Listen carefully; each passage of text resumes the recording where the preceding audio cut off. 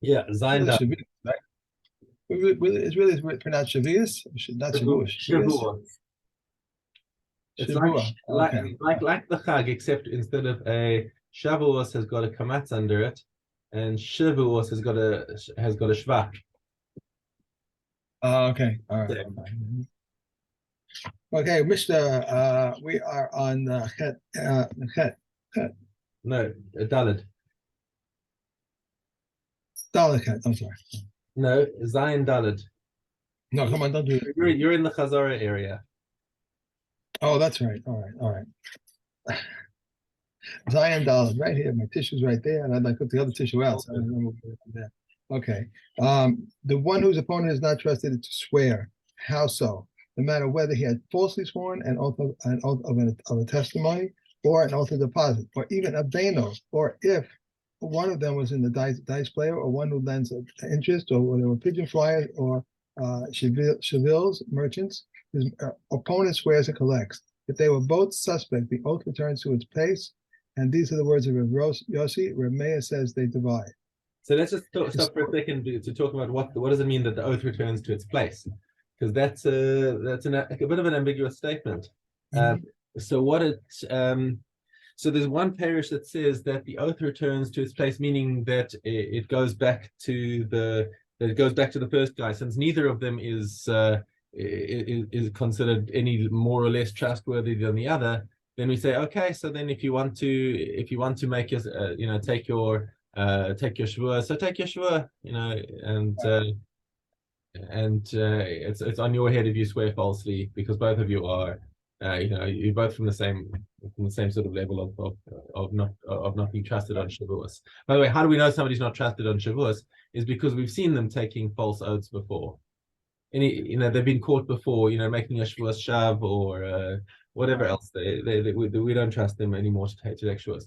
Another possibility of that interpretation of Rabbi Yossi, that the oath returns to its place, is that the oath goes back to Har Sinai, and basically each of them is not allowed to take an oath at this point. The Shevuos Har Sinai Shesh B'Yad Kadosh Baruch Hu Israel al Lo Tigzol, that Hashem said to Bnei Israel, don't steal, and he has to take away from the one who denies it. He takes away from the one who denies it the money, but sorry, beg your pardon. I'm saying wrong. It returns to Har Sinai. In other words, the Kadosh Baruch Hu told people not to steal, and it's now up to Hashem to sort out the monetary dispute between them. That Hashem will exact payment from the one who owes, and but based in Shalmata, we can't trust either of them. We don't allow either of them to swear, and the money remains where it is. In other words, status quo. Status quo stays the same, and we don't allow anyone to take a shvur to separate money from anyone else. If in a case where that needs a shvur, when you have two parties who are neither trusted. Rabbi Meir says let them split 50-50, and then we can go on to the next Mishna in Chazar. Go ahead. Okay. The storekeeper over his account book. How so? Not that he says to him, "It is written in my account book that you owe me 200 zuz." Rather, he said to him, "Give my sons 2 seahs of wheat, or give my workers a seller's worth of mouse." Now, if he says, "I gave," but they say we did not collect, he swears and collects, and they swear and collect. Ben Ananas, said Ben Ananas, how can these come to a vain oath, and these come to a vain oath? Rather, he collects without an oath, and they collect without an oath. Right. So it's not just a situation where the store owner can say, according to this, you owe me. That's not enough to force him to allow him to take an oath and exact payment. Rather, it's a case where he empowered the storekeeper to pay his workers, or to give his workers food. And he says, I gave them the food, so now you must give me my money. And the workers say, we never received anything. You must pay. You need to pay us again to give us. So they're double dipping. Somebody's lying, and that's Ben Nanas's objection, is that we know if we impose an oath on both of them, that somebody is lying. And now it's Shem Shemaim is mischalel. It's a terrible thing, but nonetheless, that is the halacha. Okay, carry on. If one said to a storekeeper, "Give me produce for a dinner," and he gave it to him. But when he said to him, "Give me the dinner," he replied, "I gave it to you, and you put it into the till." The householder swears, if he gave me the dinner and he said, "Come give me the produce." The householder swears. So then the householder can say, "I swear I gave him the money, and he just forgot that I gave it to him." Okay. If he gave him the dinner and he said to him, "Come give me the produce," and he replied, "I gave it to you, and you took it home," the storekeeper swears. The Yehuda says, "Whoever has the produce in his possession has the upper hand." If one said to a money changer, "Give me a dinner's worth of mouse," and he said to them, and he gave them to him, and when he said to him, "Give me the dinner," he replied, "I gave it to you, and you put it into the till." The householder swears. If he gave him the dinner and he said, "Give me the mouse," and he replied, "I gave them to you," and he threw them into your purse, the money changer swears. The Yehuda says it is not customary for a money changer to give an isser until he receives his dinner. Right. So it says that the claim of the claim of the money lender to say that you never gave me the dinner is very implausible, because you go into the money changer. He doesn't hand over the money and say, "Okay, now give me the money for it in exchange." He says, "You give me the money first, and I'll give you the change." Not it would never go the other way around. So the money changer would not be believed, according to Rabbi Yehuda, to say that he gave up the money before receiving the large money in exchange. Yeah. However, the halacha follows the Tanna Kamma. All right. Zayin kishem shamru hapogemes kesubasa lo tipara ela b'shvua. Okay, this is going to be one long run-on sentence over here, where these are people who who need to swear an oath in order to exact payment. So here's some more examples of where somebody swears and gets payment. So apogemes bekesubasa, right? So here's a woman who did some sort of futures trading on her own kasuba, and she wants to now claim that this money is owing to her. Okay, apogemes kesubasa. Sorry, she admits that she's already received part of it. I'm sorry, that's not the case. The case is that she's already received part of her kasuba. So it's kind of a modern mektas over here, but in reverse, where she says, "Okay, yeah, you owe me less than the 200 zuz that's in my kasuba," which means that she now has to swear an oath that she hasn't received it all. Eid echad me'ida perua. And also, if one witness comes and says, "This woman has already received a kasuba," if it were two witnesses, there'd be nothing to talk about. But one witness is not enough. So we're talking here probably about a case where she's widowed, and she wants to collect her kasuba from the estate, and the Yisomim don't know what has or hasn't been paid, but they've got one witness that said, "No, I saw that this money has already been paid." So she said, "But it hasn't been paid," so she has to take a shvuah. So the one witness has the power to make her take a shvuah, which she wouldn't have had to take before. Or also from the sorry, I beg your pardon. That would have to be a case where she was divorced, because the husband is. We'll see in a second why I'm saying it has to be a divorce case. That he brings one witness to say that he's already paid her. So now, from Nechasim Meshubadim, if she wants to gazamp a buyer to say, "Hey, you bought this property from my husband, but it's meshubad to my kasuba, I'm grabbing it back and claiming and getting the money from it." So she needs to swear an oath that she hasn't been paid out before. And also minich yasamim, if it's from the estate, if she's trying to claim from the estate of the yasamim, and she wants to get a kasuba, she also has to swear an oath. Okay, lo tipara ela b'shvua. Okay, so in all these cases, she needs to take a shvuah for it. V'anifras shelo b'fanav.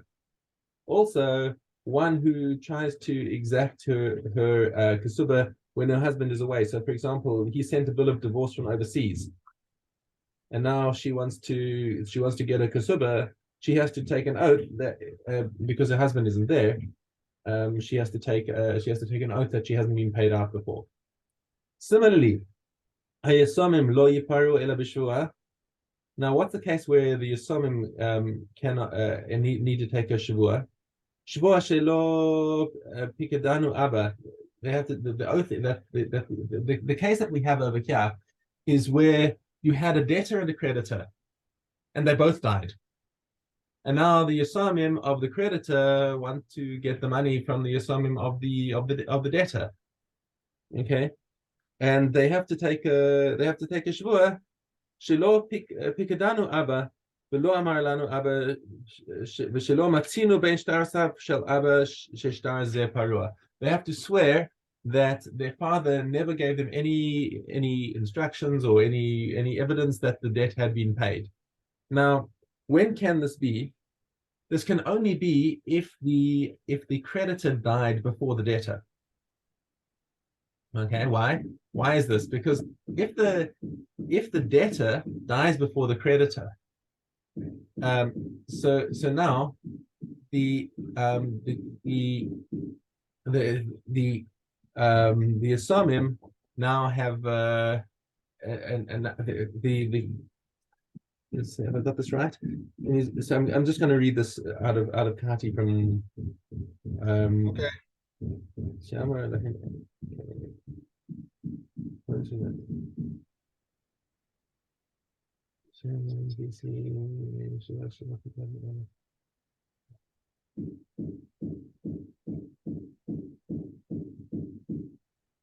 Must be that the Malvir died in the sorry, beg your pardon. This is where the creditor died during the life of the debtor. Okay, so they can claim if the creditor died during the life of the debtor, then his then he can then you would have to have then the Yasama would be able to say, yes, we have a debt, we own a debt by this particular person, and they would be able to swear about the fact that their father had never received payment. But if the debtor died during the life of the creditor, so then Nischayev Malveh Livnei Loveh Shavua. So then because then the lender already has to take a Shavua to the Yasamim that the debt hasn't been paid. Okay, so since he now has to take a shavua on the to the Yasamim, because you can't claim from that's a general thing, is that claiming from the estate, you have to take a shavua to the heirs that the payment that he hasn't yet exacted payment from the creditor, right? Because why would they know what their father has or hasn't paid back? So he has to take the shavua in order to give them the confidence that, okay, we need to pay him. And then if he subsequently dies before he's managed to take the shua, then all you've got is orphans against orphans. And the orphans of the creditor, that debt, that shua that their father had to take but never took, they can't take it because they have no idea whether or not it was paid. So once they can't take the shua, they also can't make the claim. So let's just say this again simply and clearly. Simply, you've got a debtor and a creditor. Okay, the creditor at this point can just come and take the money from the debtor. They don't have to prove anything. They know each other, and he doesn't have to, and nobody has to take any shvuas of anything. But let's say the debtor now dies. If the debtor dies and the creditor wants to come and take the money from the estate, he has to make a shvua to the Yasomim to say, I've never, listen, he owes me this, I've got the shtar, and I promise you, he has never paid me back up until now. Okay, so then the Yasomim have to accept that because they go on the word and because he's taken a shvua, they believe him. But if the creditor now dies, then because he already had to give a shvua to the Yasomim, he can't claim the money without the shvua. And now that it's devolved onto his heirs can't make such a shvua because they have no idea. Right. How could they possibly take a shvua about something that they have no idea about? And therefore the debt becomes uncollectible. On the other hand, if the creditor died first, and now the Yisomim, then the Yisomim have got a claim on the debtor himself. They don't need to swear anything to the debtor. All they've got is a shtar from their father that they've inherited. So now they've got the direct claim on the debtor. And if he subsequently dies, okay, so now they can take a shvua to the other orphans that they've never received the payment, because they know the payment, the debt became directly due to them before the debtor died. So therefore they are capable of making a shvua that we've never received payment. You understand the difference between the two cases. The one was where the original creditor was already chayav a shvua to the Yisomim, and now that he died without taking that shvua, the heirs have got no way of fulfilling it. Right. It's up in the okay. Yeah. Okay. All right. Okay. Now Yisomim lo yiparu ela b'shvua shelo pikatnu abba. Okay. We saw this, that we have no knowledge of any settlement of this debt that happened in the past, and therefore we are still allowed to collect. Rabbi Yochanan ben Baruch Omer, afilu nolad haben la'achar misa sa'av harei ze nishba v'notel. He says even if the son was born after his father died, he could still swear and take the and claim the debt, which is an amazing thing, because how would he have received any information? Harei ze nishba. All that he can swear is that I didn't find any evidence in my father's documents to say that this debt has been settled. So his father could have left over a tzava or some sort of note to say that I've settled this, even though he couldn't convey it verbally to his son who hadn't yet been born. I can't swear unless he's a gadol. He's not if he's a katan, right? I wouldn't even know. Yeah. So right. So a katan can't swear, but I guess you'd have to wait until he's of an age when he can swear. Right. There's no statute of limitations for these things. If you owe money, you owe money, and if 20 years later you still owe the money, you still owe the money. Okay. Amar Rabban Shimon ben Gamliel, Im yesh edim she'amar ha'av b'shas misaso shtar ze eino parua hu notel shelo b'shvua. So says Rabban Shimon ben Gamliel that if he actually made an explicit declaration that these debts are still standing, they have not been settled, then his Yisomim can claim the debt without taking a shvua. Okay.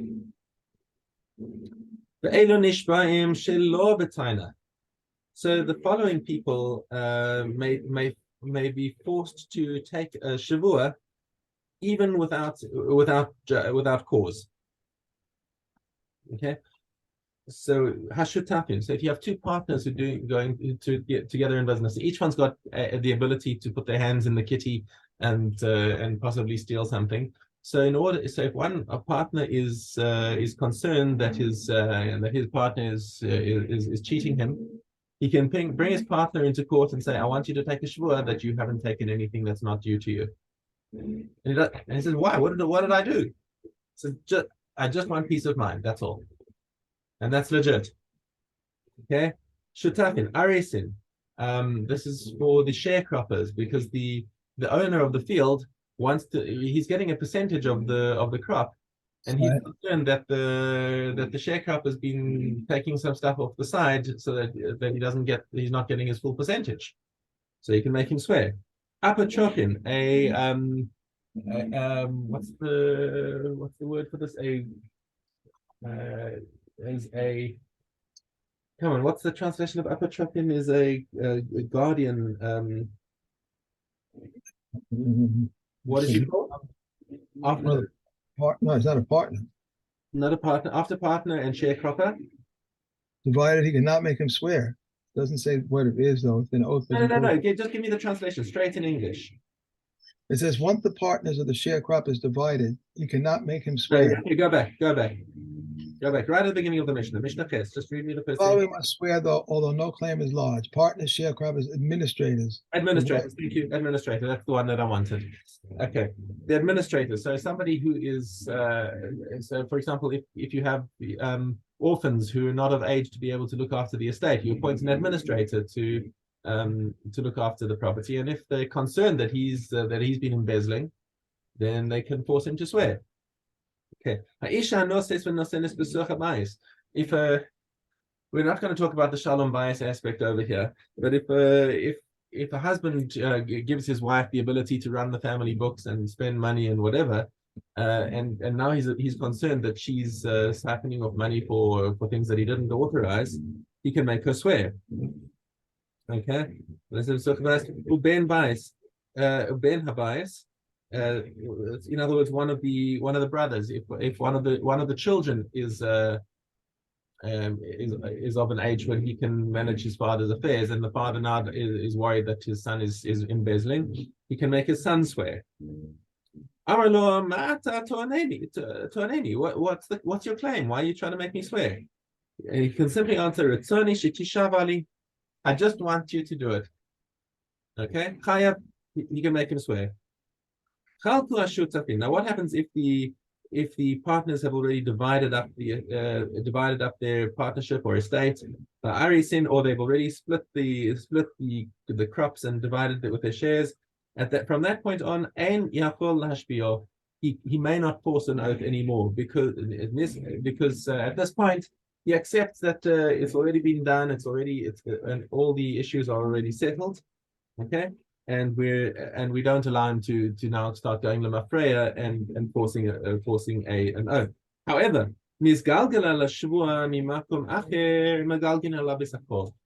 so now again we see the principle of Gilgul Shavua, that let's say that he has a separate claim where there really is a Shavua. So for example, let's just say he appointed him as a shomer, and the object got lost, and he wants to make him take a Shavua that it really was lost and he's not chayav. So once he's making him take the one shvua, he can roll in all the other claims, the maybe claims that he has over here, into that shvua, because once he's already got a cause for a shvua, he can add in other things that he feels like adding in. And the end of the Shemitah year also settles the shvua issue. Okay, that's not talking about the oaths in our Mishna, because Shevuos doesn't settle, does not end a partnership. Okay, what's this last sentence talking about?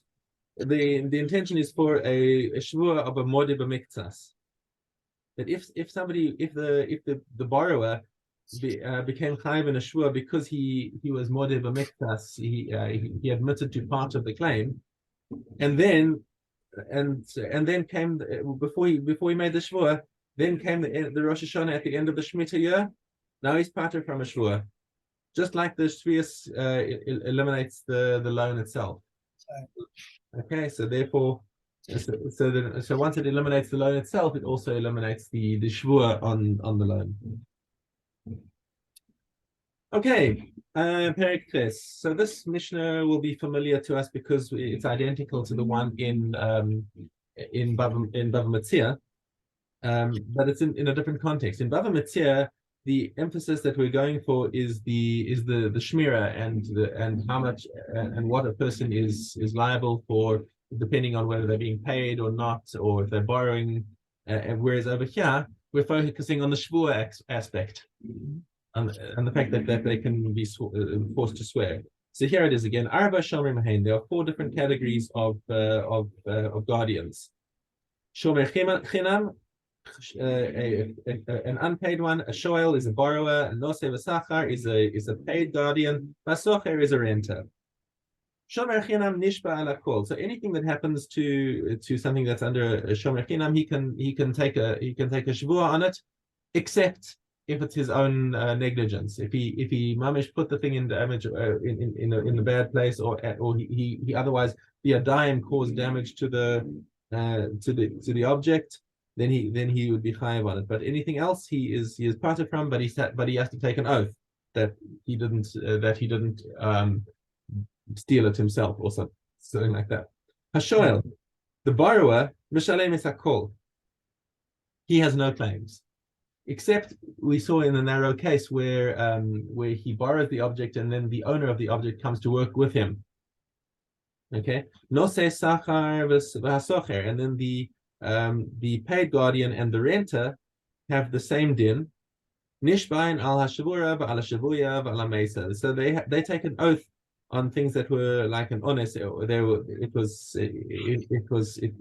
got broken, or it was captured, or it died. All things that are an honest, he doesn't have to pay for, but he does have to take an oath. But if it was stolen or lost, that's what he's being paid for, and he's chayav to pay for it, and there's no point taking an oath. Okay. Now we can go back to Dalet Ches. They weren't so easy. Okay, Dalet Ches. I adore you that you come and testify for me that so and so promised to give me the 200 Jews, but did not give me. They are adored to you. If you know testimony for me that you come and testify for me, they are exempt unless he directs himself to them. Oh, no, you skipped the page. You skipped the whole page there. That's. Oh, wait. They are exempt, but one is not liable except for a claim of money, as in the case of a deposit. Right. Yeah. I adore you that when you know testimony for me and that you will come and testify for me, they are exempt because the oath preceded the testimony. If he stood in the synagogue and said, I adore you that you know testimony for me and that you come and testify for me, they are exempt unless he directs himself to them. Okay. Okay, Sanhedrin, Zayin Yudala.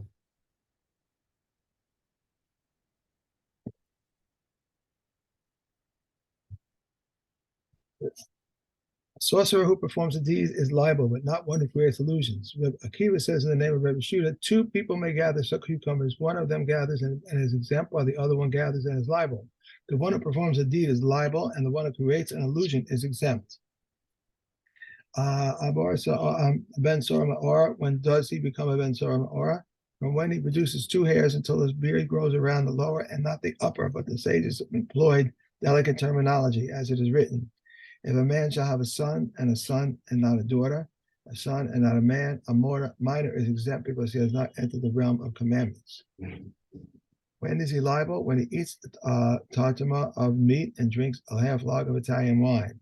Rabbi Yossi says a manna of water, excuse me, a manna of meat, a log of wine. If he ate at a gathering for a mitzvah, or he ate at the meal for the intercalculation of a month,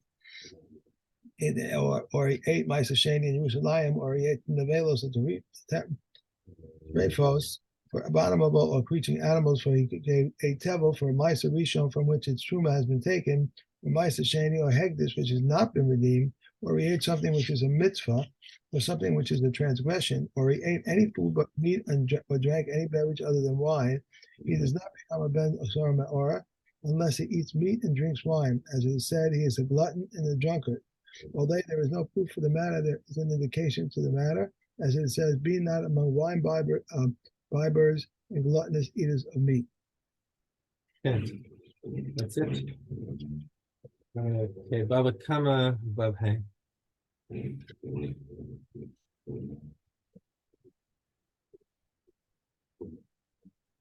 If one ignites a stack of grain and utensils were in it and they burn, Rabbi Yehuda says he must pay for what was inside it. The sages, however, he pays only for a stack of wheat or barley.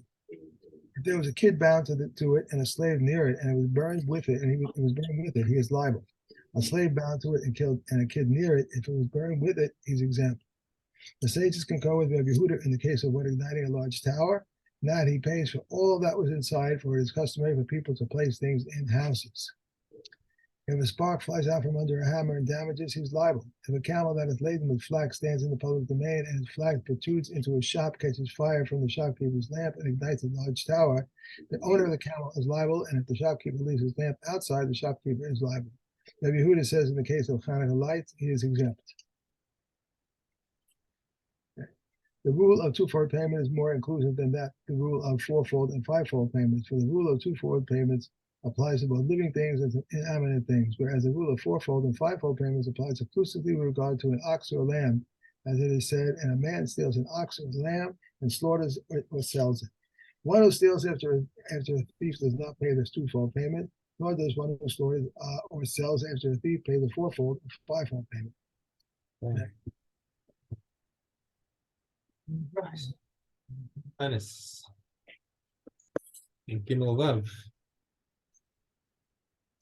If one happened that the elders descended from Yerushalayim to the cities and decreed a fast because wind blast the size of an oven's mouth was seen on grain in Ashkelon. They further decreed a fast because wolves had devoured 2 children beyond the Jordan. And Reb Roshi says the fast was decreed not because they had devoured the children, but merely because they were seen in the city during the day. In these cases, we cried even on Sabbath. If a city was surrounded by hostile Gentiles, or a flooding river, or a ship is torn, a ship is tossed at sea, Reb Yoshi says we may call upon the people to assemble for assistance, but not for supplication. Shimon the Timonite says also concerning a pestilence, but the sages did not agree with him. For every calamity that may befall the community, we sound the shofar concerning them, except for excessive rain. It once happened that the people said to Kohen pray that rain should fall. He said to them, go and bring in the ovens used for roasting Pesach sacrifices, lest they dissolve because of the rain. He prayed, but no rain fell. What did he do? He drew a circle and stood within it and said before him, the Master of the universe, your children have turned to me because I am like a member of your household. I swear that your great name that I shall not move from here until you have mercy on your children. Rain began to trickle. He said, not for such rain have I prayed, but for rain that will fill the water holes, ditches, and caves. Rain began to fall with a vengeance. He said, not for this have I prayed, but for rain for goodwill, blessing, and grace. The rain fell normally until the Jews left Jerusalem for the temple mount in the face of the rain. They came and said to him, just if you would pray for them to fall, pray that they cease. He said to them, go out and see them. I'm sorry. Tell them, go out and see whether the stone of the strayers have washed away. Shimon the Shatak said to him a message saying, were you not Kohen? I would pronounce a ban upon you, and what else can I do to you, since you are like a favorite child before the omnipresent? And he fulfills your wishes, as a son who makes himself like a young child before his father, and he fulfills his wish. Concerning people like you, Scripture says, may your father and mother be glad, and she who he who bore you rejoice.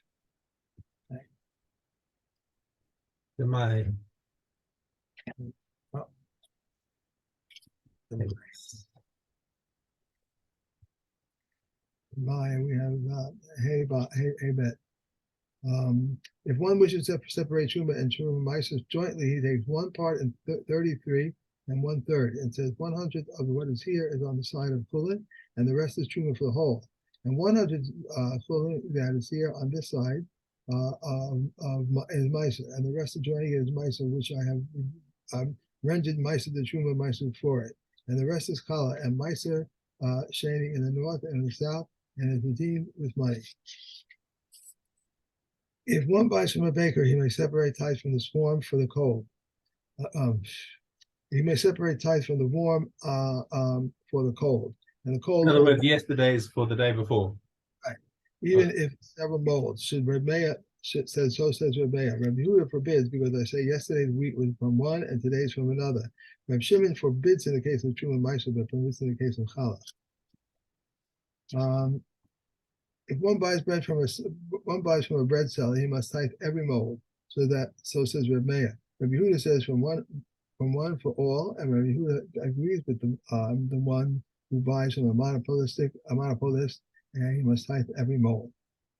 Okay. Because when it comes to Demai, it's all misapek. You can't assume that you can group together all different Demai from different people, because maybe one actually did take tithes and the other one actually didn't. You can't take Truma and Maaseh from Chayev on the Pater, and you can't take from the Pater on the Chayev.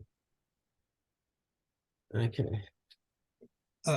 We had this thing with in one of the missions that there was like maybe a central pace that was doing all the work, and then people were coming to buy it to put in their stores for other people to buy. So then that if that store place was taking the buy, whatever it was, then you can't do it twice like that. That's what you're saying.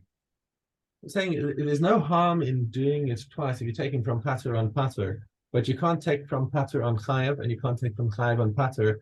So if you don't know whether two different people, you can assume one person is consistent whether he does or doesn't take Chumas and Masras. It's more Masras that we're concerned about, because Chuma he normally does take. But Maser, if somebody, this guy, they're both in the same category, but that's just from the outside, because they're both Amei Aretz.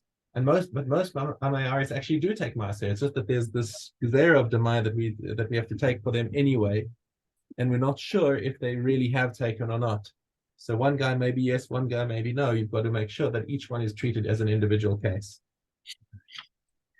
A pit that has a place in it for a pot to be set is tummy, and a pit of glass makers, if it has in it a place for a pot to be set, is tummy. A furnace of lime manufacturers, or a furnace of glass by manufacturers, or a furnace of potters is tahor.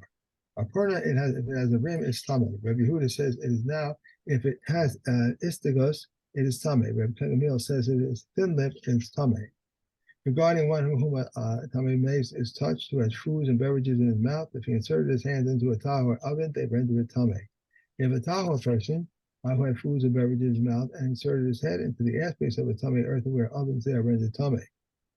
If one was eating a pressed fig with soiled hands and he inserted his hands into his mouth to remove a pebble, Rameya rules a tummy.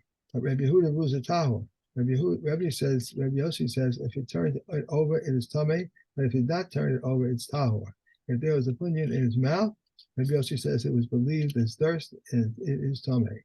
Regarding a woman from whose breast milk dripped and the milk fell into the airspace of an oven, it is tummy, for a beverage can transmit tumor whether one was pleased or not pleased.